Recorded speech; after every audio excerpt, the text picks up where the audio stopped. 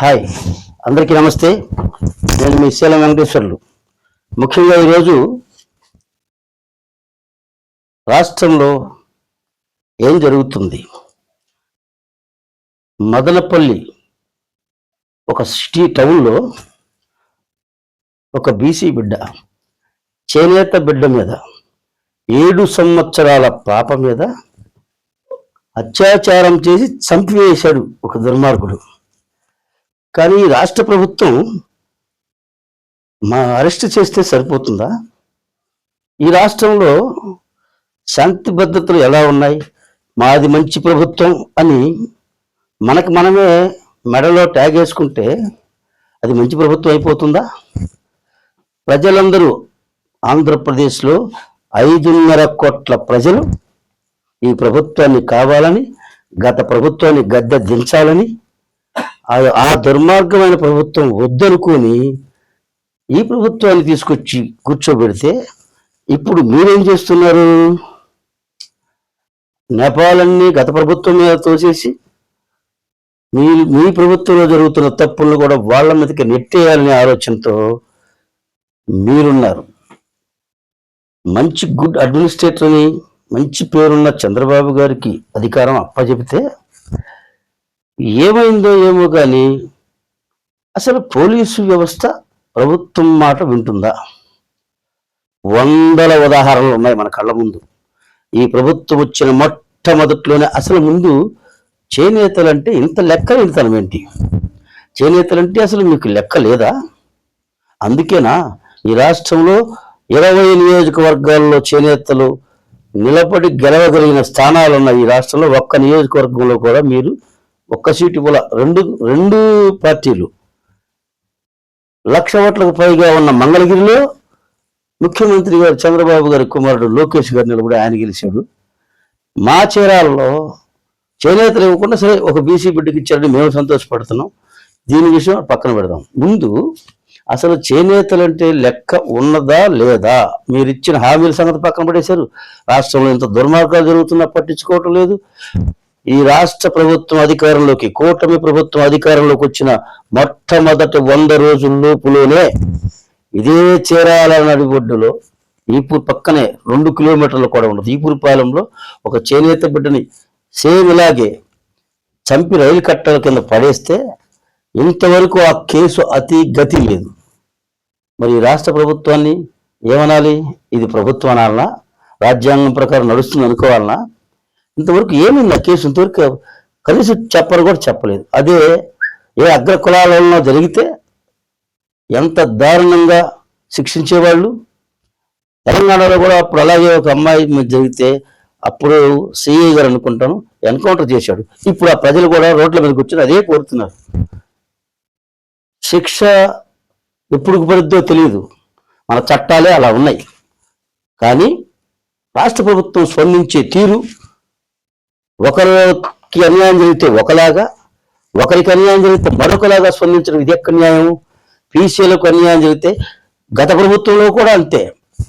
ఇదే పొన్నూరు సమీపంలో ఒక బీసీ బిడ్డ, ఒక గౌడ కులస్తుడికి సంబంధించిన బీసీ బిడ్డని వాళ్ళ అక్కని అల్లరి చేస్తున్నారని అడిగేందుకు జగన్మోహన్ రెడ్డి ప్రభుత్వంలో కొందరు మూకలు, అప్పటి వైసీపీ మూకలు అతన్ని కొట్టడమే కాదు, ప్రాణం ఉండగానే గోతాలు పెట్టేసి తగలబెట్టేశారు. ఆ కేసు ఇంతవరకు ఏముందో తెలియదు. 100 కేసులు ఉన్నాయి గత ప్రభుత్వం 5 ఏళ్లలో, వాటి గురించి తెలియదు.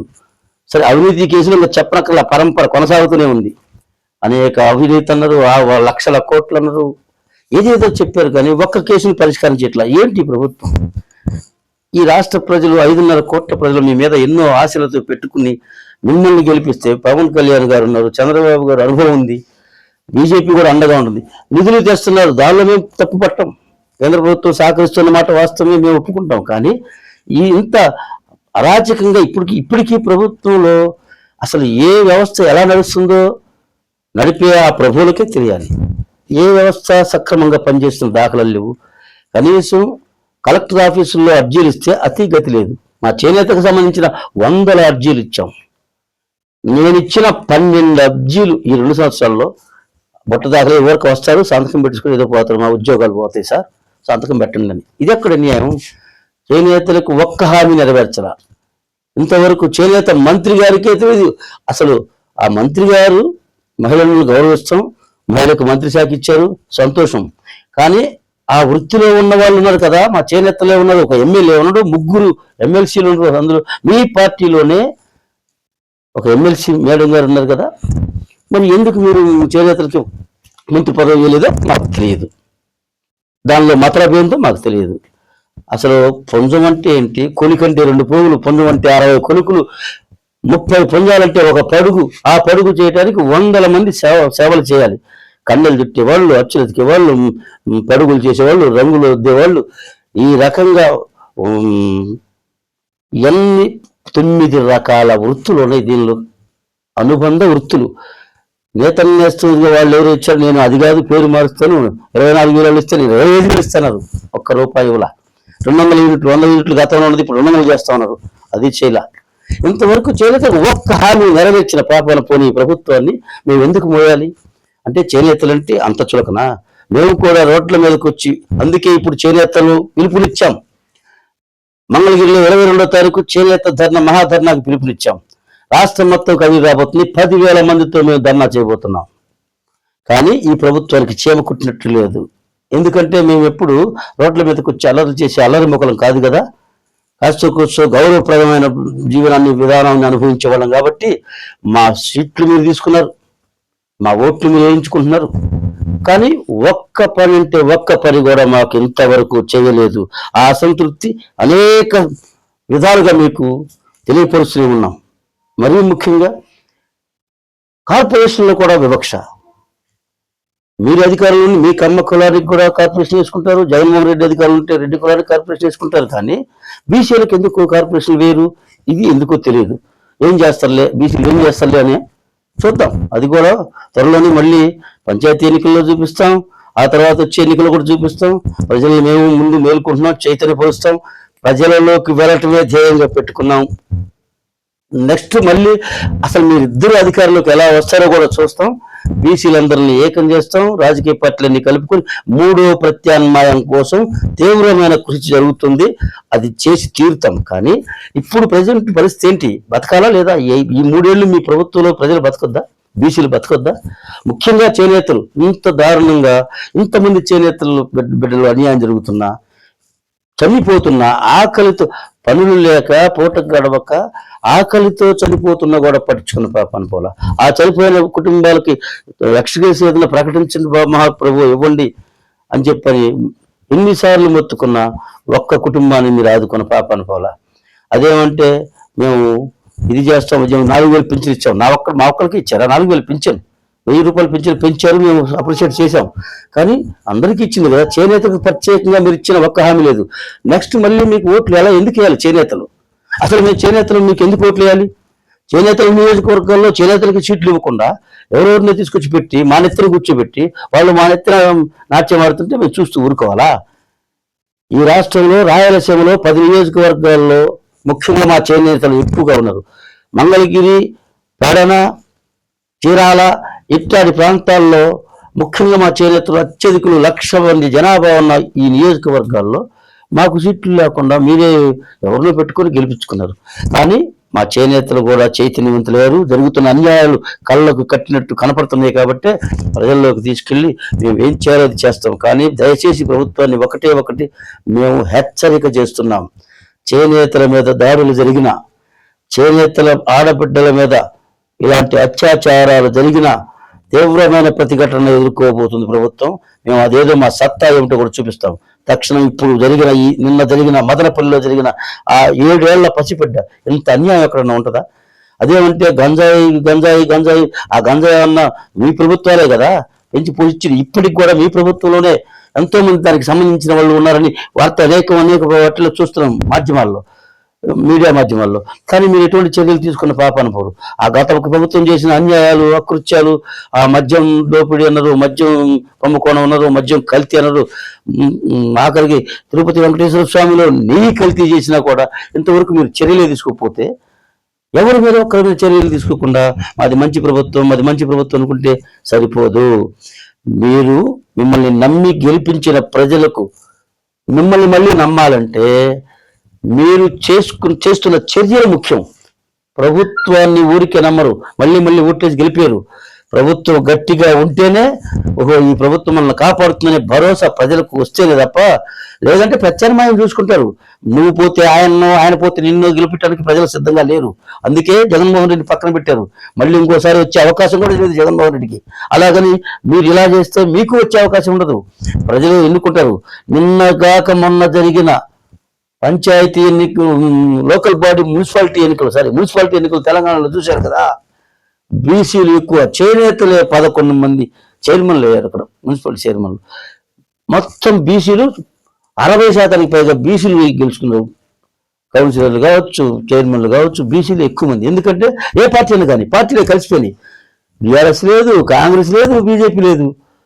రేపు రాబోయే 2029 ఎన్నికల్లో కూడా బీసీలు ఎక్కడ నిలబడితే అక్కడ బీసీల ఓట్లు వేసుకొని అధికారంలోకి వచ్చిన తర్వాత అన్ని పార్టీలో ఉన్న బీసీలు కూడా కలిసి ఈ 2 పార్టీల నాయకత్వాలను పక్కన పెట్టి బీసీ ముఖ్యమంత్రి అవటం ఖాయం. ఆ బీసీ ముఖ్యమంత్రిని చేయటం కోసమే మేము అహర్నిశలు కృషి చేస్తాం. మా జాతీయ చేనేత ఐక్యవేదిక కావచ్చు, జాతీయ చేతి వృత్తుల ఐక్యవేదిక పార్టీ కావచ్చు, బీసీ నవ చైతన్య వేదిక కావచ్చు, ఈ 3 వేదికల మీద మేము ప్రజల్లోకి వెళుతున్నాం. రాబోయే రోజుల్లో తీవ్రంగా దీన్ని ప్రజల్లోకి తీసుకెళ్తాం. ముఖ్యంగా ఇప్పుడు ఆ జరిగిన దారుణానికి తగిన మూల్యం మీరు చెల్లించుకోక తప్పదు. తక్షణమే ఆడు ఎంత గొప్పవాడైనా సరే ఆయన జైల్లో పెట్టడం కాదు, ప్రజలు స్పాట్లోనే జడ్జిమెంట్ కోరుకుంటున్నారు. చర్యకు ప్రతి చర్య జరగకపోతే మీ మీద ప్రజలకు కోపం పోదు. ఇప్పుడు కూడా జరిగిన అన్యాయాలకు మీరు ప్రతిచర్య తీసుకోకపోతే ప్రజల్లో మీరు నమ్మకం కోల్పోతారు. కాబట్టి ఈ ప్రభుత్వాన్ని హెచ్చరిస్తున్నాం. బీసీల పట్ల మరీ ముఖ్యంగా చేనేతల పట్ల అతి జాగరూకతతో మెలగాలని, ఖచ్చితంగా చేనేతలను ఆదుకోవాలని, రేపు జరగబోయే 22వ తారీఖు ధర్నా కూడా 10,000 మందితో నిర్వహించడం ఖాయం. మీ ప్రభుత్వాన్ని గడగడలాడించడం ఖాయం.